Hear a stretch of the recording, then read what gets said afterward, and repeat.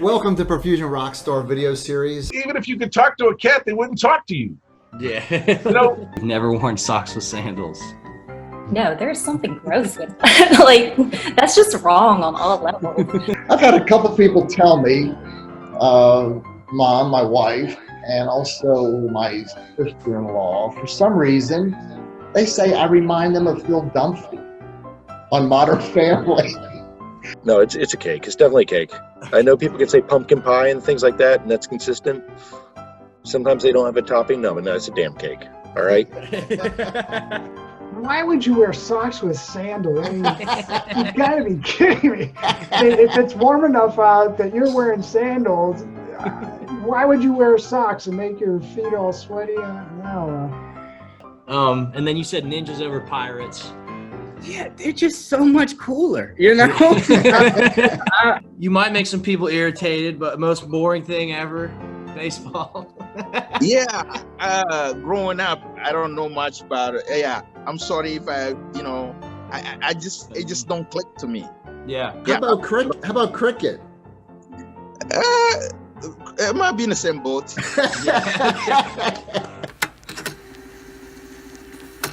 And I think that passion comes from inside. Like you can practice it, but I think you're born with it too. Like you have to you're born with it, and then you have to recognize it and like feel it and practice it.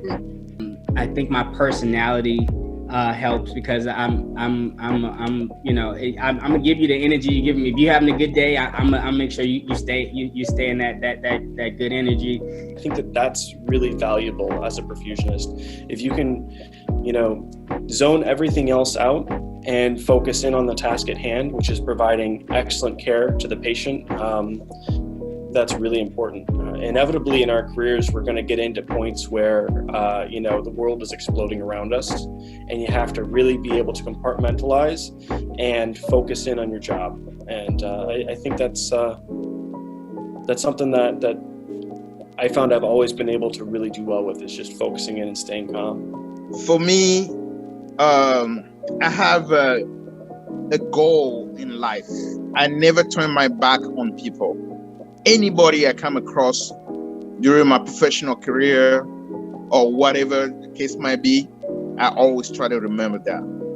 And each single professor or clinical instructor during my schooling at Nebraska Medical Center has played a unique role in my professional career.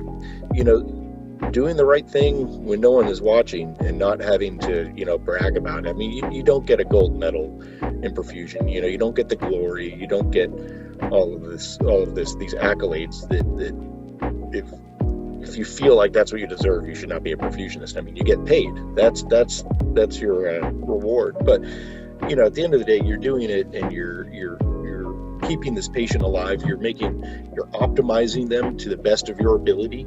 So you're giving them a really good chance when they come off a bypass to have a successful outcome.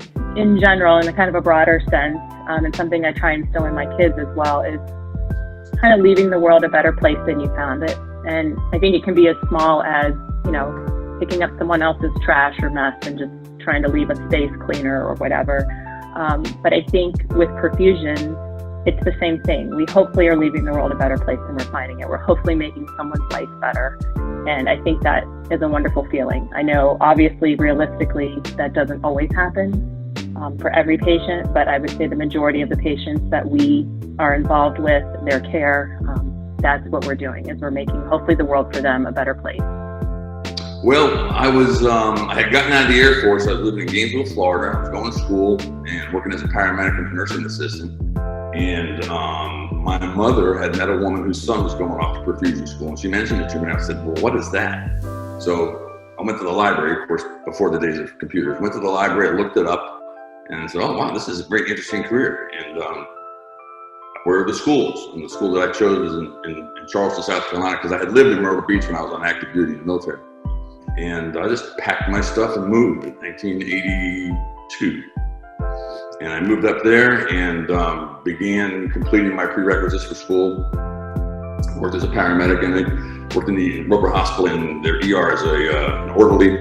And then applied in 88, 89, and 86, 87, and I finally got in 88. Great. So it was just like, I heard about it, I liked it, and I moved to where the school was.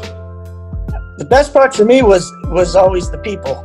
I've met some great people, some excellent professionals over the years, doctors, nurses, anesthesiologists, right on down to the guy who cleans the room. I mean, I've enjoyed working with these diverse people. I've always had great teams, very few drama issues or personality conflicts. I've really been blessed in that regard. Good surgeons too, very few with too bad an attitude.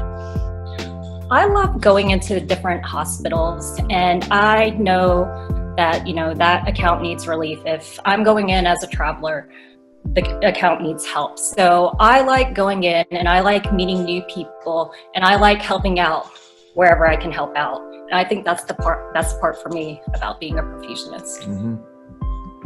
Being a perfusionist to me is trying to go into that OR every day and figure out, all right, what's the best I can do for this patient?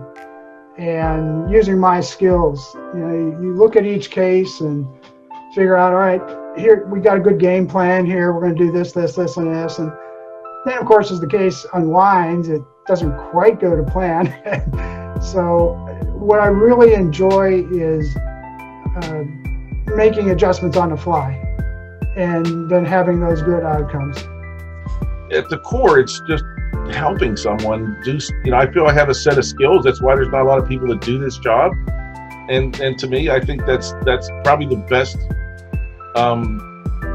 way to put it, is that being a perfusionist allows me to take my skills and apply them in an area that not everybody can do. Honestly, people probably call me a nerd, but it means everything to me. What some people see, or that you're waking up in the middle of the night, you're 0 to 60, in a matter of minutes, rushing to the hospital to be a part of a case that, isn't always promised a great outcome. It's unfortunate, but we see patients at their absolute worst. We dive headfirst into, cases that are very stressful, and sometimes their background stories break your own heart. But honestly, it's important for me to take a step back and understand that, I would do this 1,000 times over if it meant that we would have that one good case come through, and that I could play a small part in, getting, this patient more days added onto their life. So it's, those patients that absolutely blow your mind in the ICU, weeks down the line, they're sitting up, they're extubated. We don't always see that part of perfusion. Just more recently, we've been more active in the ICU with, ECMO patients, but it's nice to, walk by a room and you're like, oh, I think I did that person's case, and they're awake and on the phone. It just absolutely blows your mind. So while the patients rarely remember, who we are in the operating room, it's pretty simple. I'll always give up a night of sleep to give them the best chance, to see more days with their families. Day or night, rain or shine, sleet or snow, we will be there because we care.